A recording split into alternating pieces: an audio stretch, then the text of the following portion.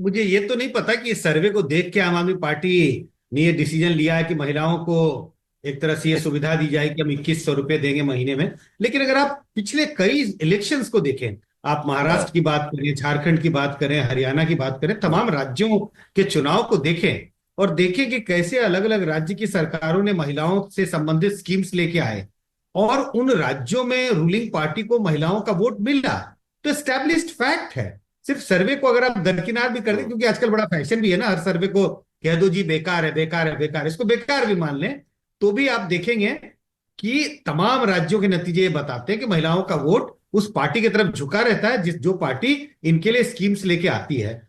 मुझे लगता है कि एक अच्छी स्ट्रैटेजी है आम आदमी पार्टी की कि भाई आप वादे कर रहे हैं कि अगर हम चुनाव दोबारा जीत के आएंगे, सरकार में आएंगे, अभी हम आपको 1100 दे रहे हैं, जब जीत के आएंगे तो आपको 2100 रुपये देंगे। ये महिला वोटरों को लेकिन लिभाने सिर्फ इतना ही नहीं है, महिलाओं का वोट प्रतिशत भी कंधे से कंधा मिलाकर है पुरुषों के मुकाबले में। अगर हम देखें तो 2020 में 62.52% महिलाओं ने वोट किया था और पुरुषों का वोट था 62.66%, मतलब ऑलमोस्ट इक्वल वोटिंग है। लेकिन उसके साथ साथ जो महिलाओं को लेकर बयानबाजी चलती है, क्या उसका असर पड़ता है? आपने कहा कि भाई वो क्या महल बनाए या बाकी कुछ बनाए, उसका इतना असर पड़ेगा नहीं। तो क्या उसी तरीके से महिलाओं के बारे में रमेश बिदुड़ी जो कह रहे हैं, उसको लेकर जो विपक्षी पार्टियां सवाल उठा रही है, आम आदमी पार्टी या कांग्रेस हो, उसका भी कोई असर नहीं पड़ेगा? देखिए, जिस वक्त ये सब स्टेटमेंट आते हैं उस वक्त बड़ी बौखलाहट होती है लोगों के दिमाग में। लोग कहते हैं नहीं ये ठीक नहीं है, ये गलत है। लेकिन चुनाव आते हम्म। आते तक ये सारी चीज, थोड़ी चीजें, ये सब सारी चीजें किनारे हो जाती हैं और लोगों को लगता है, ये देखते हैं लोग कि कौन सी पार्टी सरकार में आएगी हम्म। तो हमें ज्यादा फायदा होगा। तो इन स्टेटमेंट का बहुत हम्म। कहते हैं एपिसोडिक, उस वक्त बहुत हलचल मचता है। लेकिन लगता नहीं है कि ये सारे जो स्टेटमेंट हैं ये लोगों के वोट देने के निर्णय को बहुत प्रभावित करते हैं। ठीक। आशुतोष, आपकी प्रतिक्रिया क्या रहेगी इस पर? देखिए, ये जो सर्वे है इसमें एक चीज बहुत स्पष्ट है कि 2015 में आम आदमी पार्टी को 54% वोट मिला, लेकिन महिलाओं का वोट सीएसडीएस के हिसाब से सिर्फ 53% मिला, यानी 1% कम वोट महिलाओं का मिला। लेकिन जब आप इस डेटा को जब 2020 के विधानसभा चुनाव से जक्स्टापोज करते हैं, तो आम आदमी पार्टी का वोट परसेंटेज 2020 में विधानसभा में 53.4% है, यानी लगभग कमोवेश उतना ही है। लेकिन महिलाओं के वोट में 7% का इंप्रूवमेंट दिखाई पड़ता है। तो ये जो 7% का इंप्रूवमेंट है, ये इसको टैप करने की कोशिश इस वक्त आम आदमी पार्टी ने की। उनको ये लगता है कि अगर ये महाराष्ट्र के अंदर या फिर झारखंड के अंदर अगर या फिर मध्य प्रदेश के अंदर अगर भारतीय जनता पार्टी और जेएमएम को फायदा पहुंचा सकता है, तो दिल्ली में क्यों नहीं पहुंचा सकता। और ये जो 7% वोट है, दरअसल इस 7% वोट को ही टैप करने की कोशिश, क्या उसको 60 से बढ़ा के वो 62-63% तक ले जा सकते हैं। और मुझे लगता है कि इसीलिए अगर आपने ध्यान दिया होगा, दिल्ली की सरकार ने पिछले दिनों जो दिल्ली में महिलाएं बस यात्रा करती हैं वो फ्री कर दिया था उनके लिए, और अब दोबारा महिलाओं को टैप हाँ। करने की कोशिश की जा रही है। तो मुझे नहीं, लगता है कि भारतीय ये तो जनता टेक्स्ट पार्टी बुक की केस चिंता का बन गया विषय अभी। होना चाहिए। जी, ये तो टेक्स्ट बुक केस बन गया है। बिल्कुल बिल्कुल। बीजेपी के लिए चिंता का विषय होना चाहिए, आशुतोष कह रहे हैं। प्रदीप भंडारी। मैं कह रहा हूं साहिल जी मैं तीन बातें कह रहा हूं। पहली बात, अगर आप डेटा को एनालाइज करेंगे, 2015 से 20 के बीच में भारतीय जनता पार्टी का वोट शेयर 6.3% बढ़ा था, जिसमें महिलाओं में भी वोट शेयर बढ़ा था, पुरुषों में भी बढ़ा था। अगर हम अपना वोट शेयर का सिर्फ 50% इंक्रीज करते हैं तो हम दिल्ली में सरकार बनाएंगे। दूसरी बात, पूरे देश में महिलाओं के खाते में अगर कोई पैसा डाल रहा है, महाराष्ट्र से लेकर मध्य प्रदेश से लेकर हरियाणा तक भारतीय जनता पार्टी डाल रही है। मैं वापस से पूछ रहा हूं, आम आदमी पार्टी ने एक महिला के खाते में पंजाब में पैसे नहीं डाले, ना दिल्ली में उन्होंने मार्च में अनाउंस किया था एक महिला के खाते में पैसे डाले हैं, ना कांग्रेस पार्टी कर्नाटका के अंदर गृह लक्ष्मी योजना को 4 महीने तक उसके पैसे नहीं दे पाई। उसके खुद के एमएलए कह रहे हैं कि इससे नुकसान हो रहा है। तो आज महिलाओं को समझ में आ चुका है कि अगर महिलाओं का कोई सम्मान कर सकता है तो मोदी जी की सरकार, भारतीय जनता पार्टी की सरकार कर सकती है। मैं 4 बातें कह के एंड करूंगा।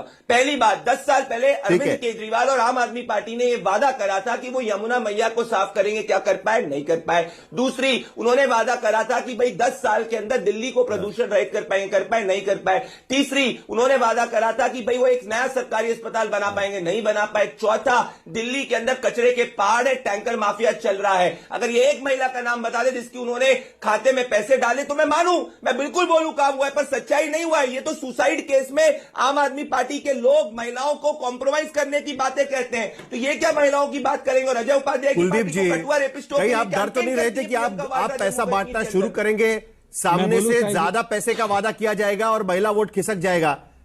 बोलिए कुलदीप जी, बोलिए। नहीं नहीं, देखिए मुझे लगता है कि अरविंद केजरीवाल जी ये कैलकुलेशन नहीं लगाते कि महिलाओं का वोट हमें मिलेगा नहीं मिलेगा। उनकी कैलकुलेशन ये नहीं होती है। उनकी कैलकुलेशन ये होती है कि अगर मैं अपनी बहनों को 2100 रुपए दूंगा तो मेरी बहनें आर्थिक रूप से मजबूत होंगी, वो अपने घर का परिवार का खर्चा चला पाएंगी। और इतनी महंगाई देश भर के अंदर की हुई है, दिल्ली के अंदर वो महंगाई कहीं ना कहीं कम होगी, वो अपने बच्चों की ट्यूशन की फीस भर पाएगी, वो अपने बच्चों को दूध ला पाएगी, उसके छोटे मोटे खर्च उठा पाएगी। इस सोच के साथ अरविंद केजरीवाल जी की सरकार काम करती है। दूसरी बात ये, मैं ये पूछ रहा हूं, एक वादा पूरा नहीं किया। मैं इनसे पूछना चाहता हूं कि जब 2015 में आम आदमी पार्टी अरविंद केजरीवाल जी ने कहा था कि मैं दिल्ली के लोगों को बिजली पानी मुफ्त दूंगा, तो भारतीय जनता पार्टी बोलती पैसा कहां से आएगा, कहां से पैसा आएगा? पैसा भी आ गया और आज दिल्ली के लाखों लोगों का बिजली का बिल जीरो भी आना शुरू हो गया। आज दिल्ली के लोगों को 20,000 लीटर पानी मुफ्त में मिलना शुरू हो गया। 2019 का चुनाव मुझे याद है, लोकसभा चुनाव खत्म हुआ, अरविंद केजरीवाल जी ने कहा था, अरविंद केजरीवाल जी, सुनिए आपकी जब बात आए तब बोलिएगा, बीच में मत बोलिए, बीच में मत बोलिए प्रदीप जी, जब आपकी बारी आए तब बोलिएगा, जब आपकी बारी आए तब बोलिएगा, बीच में मत बोलिए। प्रदीप भंडारी आप एक सुन लीजिए, वरिष्ठ मुझे उसके बाद अजय बीच में मत उपाध्याय बोलिए। के पास भी जाना है। प्रदीप भंडारी आपसे जवाब लेंगे। 2000 बोलिए कुलदीप जी, खत्म करिए, चलिए मुझे उनके पास वापस जाना है। 2019 में अरविंद केजरीवाल जी ने 2019 में अरविंद केजरीवाल जी ने कहा था मैं अपनी बहनों के लिए बस की यात्रा मुफ्त करूंगा। भारतीय जनता पार्टी ने उसका विरोध किया, अरविंद केजरीवाल को झूठा बताया, लेकिन मुझे यह गर्व है कि अरविंद केजरीवाल जी ने 2020 में सरकार बनी और दिल्ली की महिलाओं को अरे ये आज पैसे भी इसलिए बांटने दिल्ली के पड़ते हैं ना, अंदर बसों के बीजेपी हो अंदर या मुफ्त आम आदमी यात्रा पार्टी हो। अरविंद केजरीवाल सरकार कराने का काम जब कर रही है। आपके सरकार के किए हुए काम पर पूरा भरोसा नहीं रहता है ना, तब इस तरीके की योजनाएं निकलती है। क्यों प्रदीप भंडारी, सही तो है ना? महाराष्ट्र में लोकसभा चुनाव के बाद जो डर लगा उसके बाद पैसे देने की घोषणा की।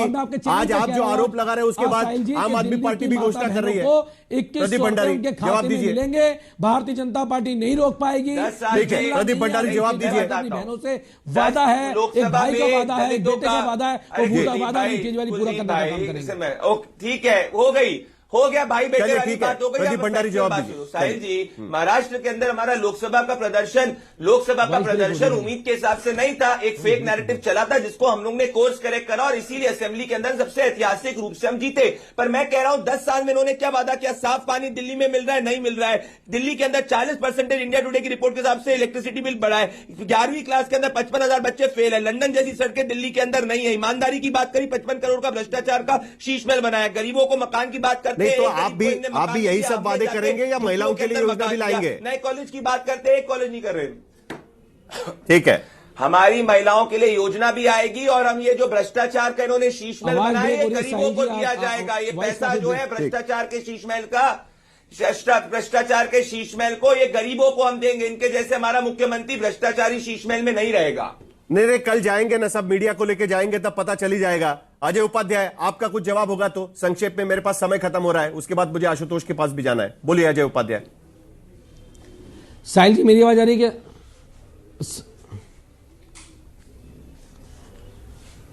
ठीक है, अजय उपाध्याय बोलिए। वॉइस नहीं आ रही भाई, आवाज नहीं आ रही है। अजय उपाध्याय जी, आपकी आवाज नहीं आ रही है।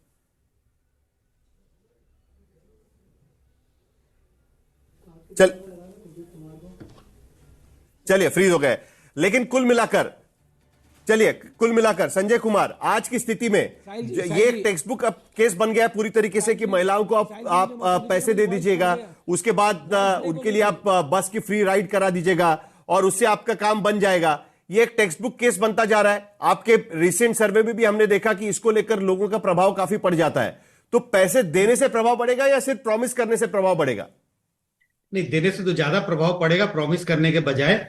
लेकिन आप जो कह रहे हैं टेक्स्ट बुक केस है, आपने ऐसा कर दिया तो आपकी जीत सुनिश्चित है, ऐसा नहीं होता है। सिर्फ एक कारण से आप जीत सुनिश्चित नहीं करते। अगर ऐसी बात होती तो कोई भी रूलिंग पार्टी कभी हारती नहीं चुनाव। हाँ, ये जरूर है कि अगर आप ऐसा करते हैं तो आपको फायदा होता है, नुकसान नहीं होता है। लेकिन और तमाम चीजें होनी चाहिए जिसके कारण आप चुनाव जीत सकते हैं और ये आपको चुनाव जीतने में मदद पहुंचाती है।